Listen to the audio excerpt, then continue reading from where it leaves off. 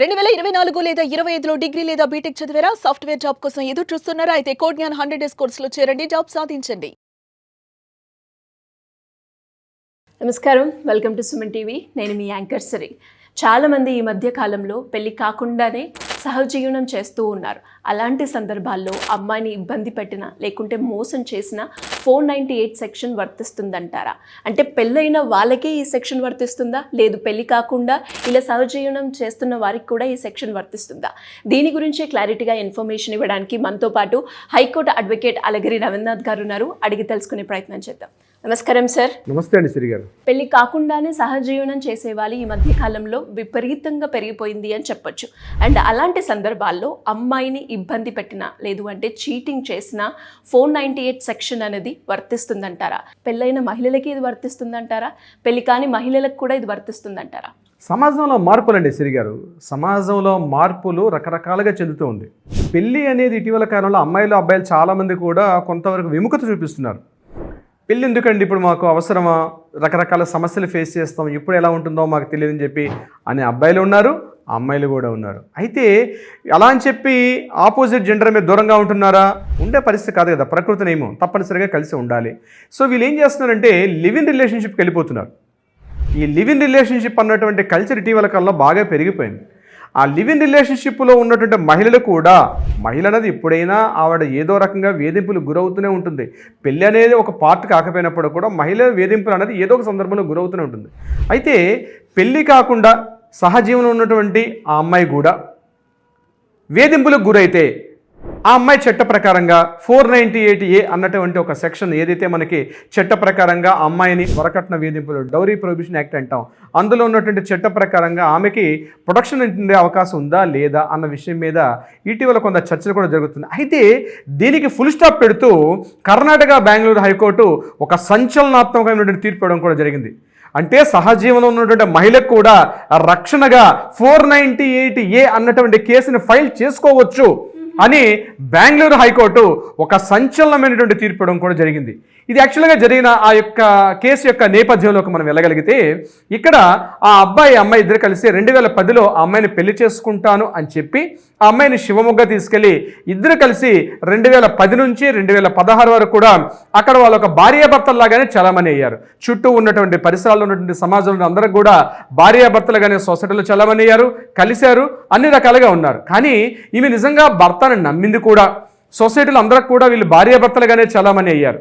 అతను కూడా ఏదో పెళ్లి చేసుకున్నాడు దేవాలయం అని కూడా తెలుసు. కానీ తర్వాత కొద్ది రోజులకి అతనిలో ఉన్నటువంటి మగాడు లేచాడు, ఆ అమ్మాయిని రకరకాల వేధింపులు గురి చేయడం కూడా చేశాడు.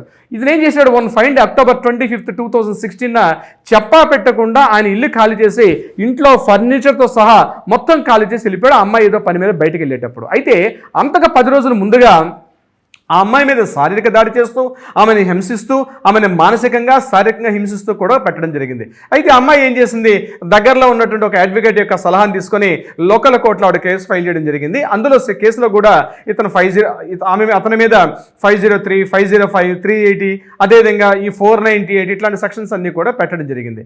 అయితే అతను ఈమె మీద దాడి చేస్తున్నట్టుగా కొన్ని కాలి మీద కిరోసిన్ పోసి కాల్చేసినటువంటి కొన్ని గుర్తులు, కాలిన గుర్తులు ఇవన్నీ కూడా తీసుకొని ఆమె మీద మిగిలిన సెక్షన్స్ ఉన్నాయి. అయితే ఈ సదర మహానుభావుడు ఏం చేశాడంటే హైకోర్టుకు వెళ్ళి నా మీద ఇంపోజ్ చేసిన 498 నాకు చెల్లదు, ఎందుకంటే ఆమె నేను పెళ్లి చేసుకోలేదు, మా దగ్గర ఎటువంటి ఆధారాలు లేవు, పెళ్లి చేసుకోవాలంటే తప్పనిసరిగా కోర్టుకి ఆధారాలు చూపించాలి, తాళిబట్టు కడుతున్నటువంటివి, తలంబరాలు రాలుతున్నట్టుగా, అదేవిధంగా సప్తపదులు తిరిగినట్టుగా, పెద్దలు ఉన్నట్టుగా, వధూవరులు వేడుక మీద కూర్చున్నట్టుగా ఉన్నటువంటి కొన్ని ఫొటోస్ అనేవి కోర్టుకు సబ్మిట్ చేయాలి.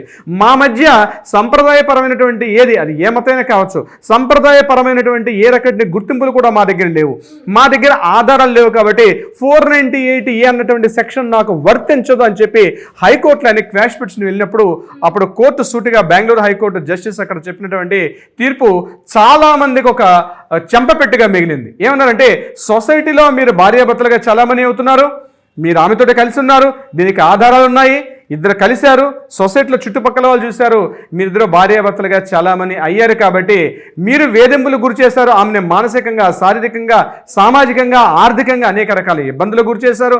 అది కాకుండా కొంత అమౌంట్ తెమ్మని చెప్పినట్టుగా ఫోన్ చాట్స్ చేసినటువంటి ఆధారాలు కూడా ఉన్నాయి. కాబట్టి 498A అన్న సెక్షన్ ఏదైతే ఉందో, పెళ్లి చేసుకోవాలన్నటువంటి ఏదైతే మన చట్టం ఉన్నప్పటికీ కూడా అది కేవలం పెళ్లికే కాదు, సహజీవనం ఉన్నటువంటి స్త్రీ పురుషులకు కూడా వర్తిస్తుంది. కాబట్టి ఆ అమ్మాయి మీద ఆ అమ్మాయి పెట్టిన 498A కేసు అనేది డిస్మిస్ చేయడం కుదరదు.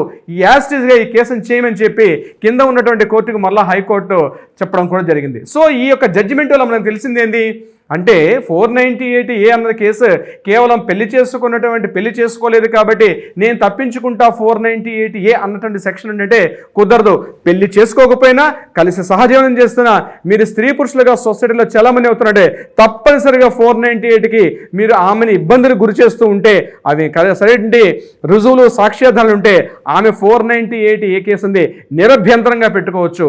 శ్రీగారు అంటే ఎలా సార్, ఇంకా దీనికి సంబంధించి ఎలాంటి ఇన్ఫర్మేషన్ క్లారిటీగా కావాలి అనుకునే వాళ్ళు ఎవరైనా మిమ్మల్ని అప్రోచ్ అవ్వాలి అంటే ఏ విధంగా ఉంటుందంట? తప్పనిసరిగా శ్రీ గారు దీని మీద మీకు సలహా సంప్రదింపులు కావాలంటే కింద స్క్రోల్ అవుతుంది నెంబర్ని కాంటాక్ట్ చేయండి. తప్పనిసరిగా మా లీగల్ టీం మీకు ఎప్పుడు అందుబాటులో ఉంటారు. మీకు ఎప్పుడు కూడా అందుబాటులో ఎనీ టైం 24/7 అందుబాటులో ఉంటారు. కింద నెంబర్ని స్క్రోల్ చేయండి. అది కాకుండా కోర్టులో ఏదైనా వివాదాలు ఉన్నాయి, పరిష్కారం కావాలంటే వాళ్ళు కూడా నిరభ్యంతరంగా కింద కాంటాక్ట్ చేయండి. మీకు తప్పనిసరిగా పరిష్కారం దొరికే అవకాశం ఉంటుంది. మీ Ravindranath advocate. True sir. And ఇది ఒక మంచి అవేర్నెస్ వీడియో అని చెప్పొచ్చు. బికాస్ ఇప్పుడైతే చాలామంది కూడా కో లివింగ్ హాస్టల్స్ అని కూడా మనం వింటూ ఉన్నాం. అంటే బాగుంటే ఆ రిలేషన్షిప్ ఓకే, బట్ బాలేని సందర్భాల్లో ఇలా ఎవరైనా కూడా మానసికంగా కావచ్చు, శారీరకంగా కావచ్చు ఇబ్బంది పడుతున్న మహిళలకి ఏ రకంగా లీగల్గా వెళ్ళాలి అనేది కూడా చాలా క్వశ్చన్ మార్క్ అని చెప్పొచ్చు. సో వాళ్ళందరికీ కూడా ఇది చాలా బాగా ఉపయోగపడుతుంది అనుకుంటాను. Anyways thank you sir, thank you so much. Thank you so much Sri గారు.